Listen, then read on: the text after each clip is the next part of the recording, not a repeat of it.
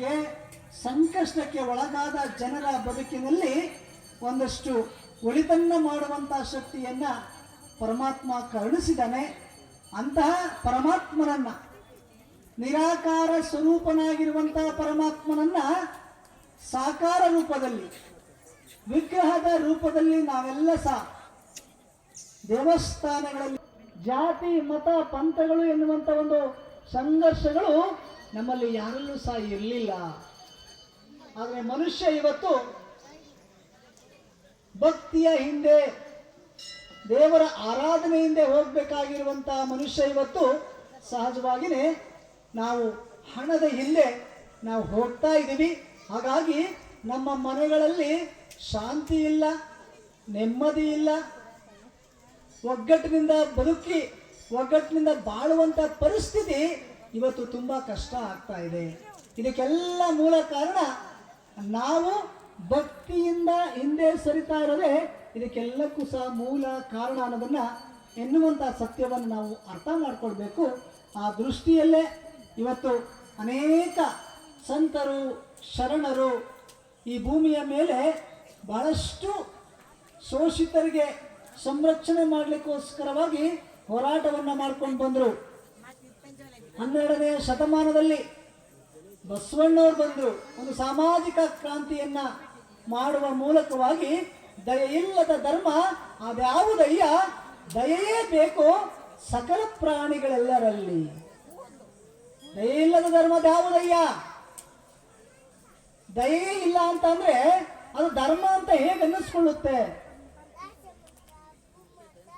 ದಯೆ ಇದ್ರೆ ಮಾತ್ರ, ದಯಾಗುಣ ಇದ್ದವನು ಮಾತ್ರ ಧರ್ಮವಂತನಾಗಲಿಕ್ಕೆ ಸಾಧ್ಯ ಆಗ್ತದೆ.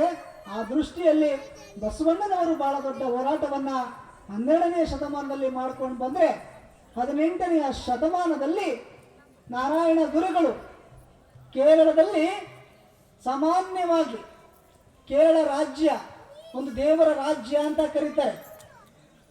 ಆ ರಾಜ್ಯದಲ್ಲಿ ಬಹಳಷ್ಟು ಅಸಮಾನತೆ ಇತ್ತು. ಯಾವ ಕೆಳ ಸಮುದಾಯದ ಜನ ಬಟ್ಟೆಯನ್ನ ಪೂರ್ಣ ಬಟ್ಟೆಯನ್ನು ಧರಿಸುವಂತಹ ಸ್ವತಂತ್ರ ಇರಲಿಲ್ಲ. ಶಿಕ್ಷಣ ಕಲಿಯುವುದಂತೂ ಬಹಳ ದೂರದ ಮಾತು. ಹಿಂಗೆ ಹಲವಾರು ನರಕ ಸದೃಶ್ಯದ ಜೀವನವನ್ನು ಮಾಡ್ತಾ ಇರುವಂತಹ ಸಂದರ್ಭದಲ್ಲಿ ಬ್ರಹ್ಮಶ್ರೀ ನಾರಾಯಣ ಗುರುಗಳು ಈ ಎಲ್ಲ ವ್ಯವಸ್ಥೆಯನ್ನು ಕಂಡು ಒಂದು ಸಾಮಾಜಿಕ ಕ್ರಾಂತಿಯನ್ನು ಮಾಡುವ ಮೂಲಕವಾಗಿ ಆ ಸಂದರ್ಭದಲ್ಲಿ ದೇವಸ್ಥಾನವನ್ನು ಕಟ್ಟೋದಿರಲಿ, ದೇವಸ್ಥಾನಕ್ಕೆ ನೀವು ಕೊಡುವಂತ ಕಾಣಿಕೆಯನ್ನ 2 ಕಿಲೋಮೀಟರ್ ದೂರದಲ್ಲಿ ನಿಂತು ನೀವು ಎಸಬೇಕಾಗಿತ್ತು. ದೇವಸ್ಥಾನದ ಒಂದು ಕಾಂಪೌಂಡ್ ಒಳಗಡೆ ದೇವರ ದರ್ಶನವನ್ನು ಮಾಡುವಾಗಿರಲಿಲ್ಲ. ಶಿಕ್ಷಣವನ್ನು ಕಲಿಯುವಂತ ಸ್ವತಂತ್ರ ಇರಲಿಲ್ಲ 18ನೇ ಶತಮಾನದಲ್ಲಿ. ಇಂಥ ಹಲವಾರು ಸಮಸ್ಯೆಗಳನ್ನ ಅರ್ಥಂತ ನಾರಾಯಣ ಗುರುಗಳು ಒಂದು ದೊಡ್ಡ ಹೋರಾಟವನ್ನು ಮಾಡಿ ದೇವರ ದೃಷ್ಟಿಯಲ್ಲಿ ಇಡೀ ಮನುಕುಲದ ಮನುಷ್ಯರೆಲ್ಲರೂ ಸಹ ಒಂದೇ. ಯಾರು ಸಂಸ್ಕಾರವನ್ನ ಪಡ್ಕೊಂಡು ದೇವರನ್ನ ದರ್ಶನ ಮಾಡಿ ಸಾರುವ ಮೂಲಕವಾಗಿ ಈ ಸಮಸ್ಯೆಗಳಿಗೆ ಒಂದು ಪರಿಹಾರವನ್ನು ಸೂಚಿಸುವಂತಹ ಹಿನ್ನೆಲೆಯಲ್ಲಿ ಅವರು ಒಂದು ಮನುಕುಲಕ್ಕೆ ಒಂದು ಸ್ಪಷ್ಟವಾದಂಥ ಸಂದೇಶವನ್ನು ಕೊಡ್ತಾರೆ. ಈ ಜಗತ್ತು, ಈ ಮನುಕುಲ ಒಂದು 4-5 ಸಂದೇಶಗಳನ್ನು ನಾವು ಅಳವಡಿಸಿಕೊಂಡ್ರು ಸಹ ನಮ್ಮ ಮಕ್ಕಳಿಗೆ ಬಹಳ ಮುಖ್ಯವಾಗಿ ಶಿಕ್ಷಣ, ವಿದ್ಯೆಯಿಂದ ಸ್ವತಂತ್ರರಾಗಿ ಸಂಘಟನೆಯಿಂದ ಬಲಯುತರಾಗಿ ಎನ್ನುವಂಥ ಸಂದೇಶವನ್ನ ಈ ಮನುಕುಲಕ್ಕೆ ಕೊಟ್ಟರು. ಇವತ್ತು ದೇವರ ಹೆಸರಿನಲ್ಲಿ ಬಹಳಷ್ಟು ಜಗಳಗಳು, ಕೋಮು ಪ್ರಚೋದನೆಗಳು ನಡೀತಾ ಇದ್ದಾವೆ. ಅದಕ್ಕೆ ನಾರಾಯಣ ಗುರುಗಳು ಹೇಳಿದ್ರು, ನಮ್ಮ ಮನಸ್ಸಿಗೆ, ನಮ್ಮ ಭಾವನೆಗೆ ನಾವು ದೇವರನ್ನ ಪೂಜೆ ಮಾಡೋಣ.